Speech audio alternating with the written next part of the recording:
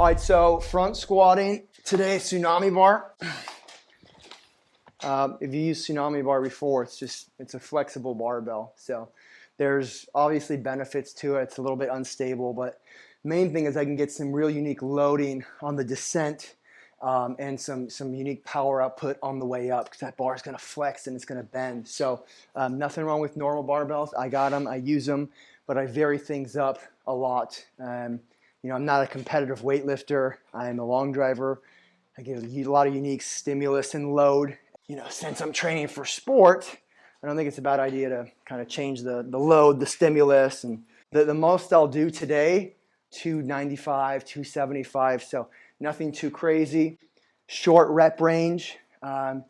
Nothing to exhaustion. I'm always leaving a few reps in the tank, especially in season. I don't want to work to the point of exhaustion. That's going to introduce the potential for injury, and hypertrophy is not really what I'm concerned about right now. Nervous system, some power, and I'm going to work sort of these movements from slowest and most controlled to fastest and most explosive. After this, we're going to go to a power movement, the clean and jerk. I'm going to end with some jumping, right? So I'm trying to ramp up the speed the whole time, obviously, because what I do for a living, I've got to go fast.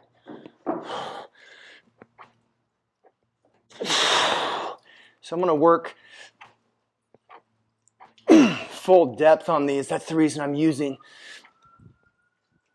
the WEC deck underneath me. It's taking my ankles kind of out of play. I'm going to work real short explosive movements with the hang, clean, and jerk. So I'm going to work lighter, fuller movements with this front squat.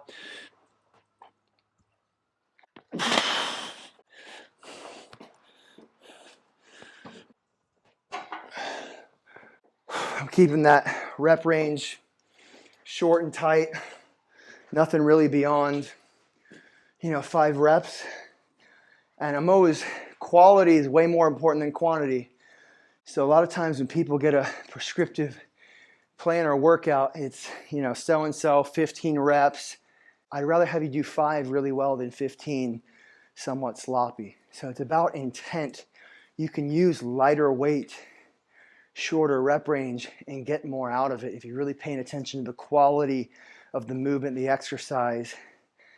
And that's something I figured out as well, is my training sessions, both hitting golf balls on the range and my training sessions in the gym, they're not getting longer, they're getting shorter. When you're done, you're done. And I'm basically trying to work up to a point of proficiency, or a point where my body's really firing and feeling good.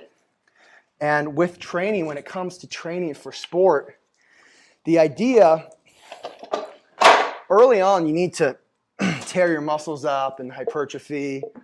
So if you're a lazy teenager, this isn't for you. For your professional athletes and those with a training history, you should feel better after your workouts. Unless, there is a time and place for your hypertrophy work, that's more off-season.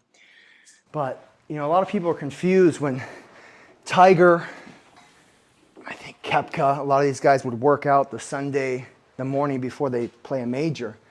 Well, training should make you feel better. It's like a drug. Literally releases the endorphins, all those good things.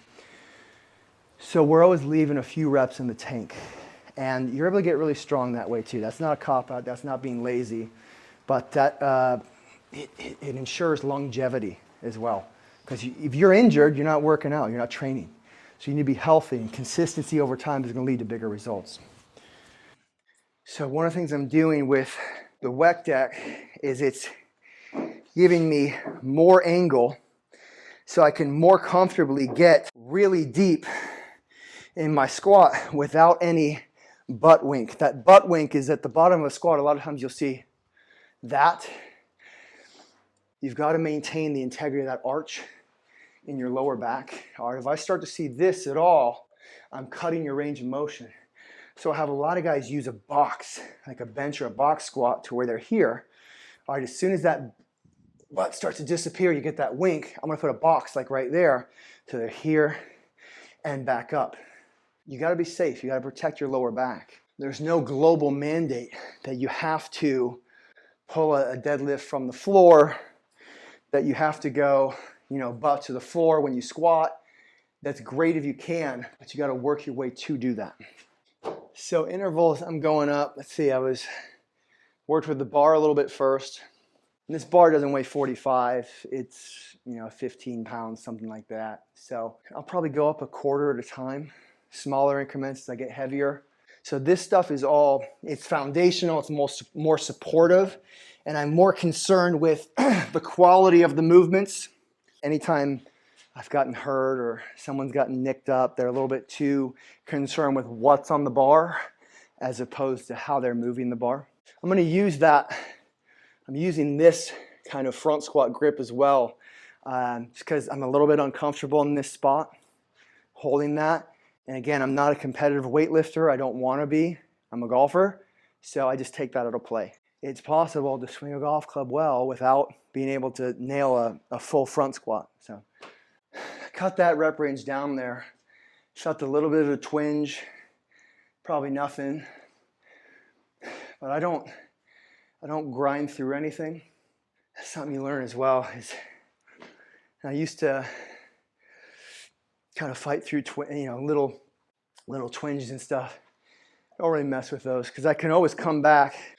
Rather than going for 5 reps there, I'll probably hit that 2-3 sets at that 225 mark and just work on quality.